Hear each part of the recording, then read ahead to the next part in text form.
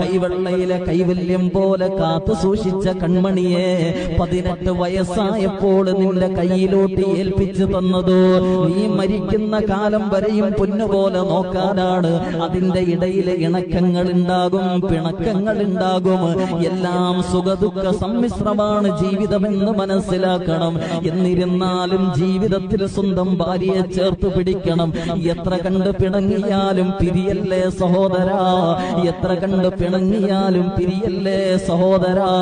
ലോകത്തൊരു തലാക്ക് നടക്കുമ്പോ, ലോകത്തൊരു ഡൈവോഴ്സ് നടക്കുമ്പോ ഇഹ്തസ്സൽ അർശു ബിഗളബി റബ്ബിഹാ,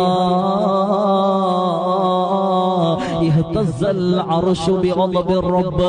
നബി തങ്ങൾ അവിടുന്ന് പറഞ്ഞു തരികയാ, അല്ലാഹുവിന്റെ കോപം കാരണത്താൽ ലോകത്തൊരു തലാക്ക് നടക്കുമ്പോൾ അല്ലാഹുവിന്റെ അർശ്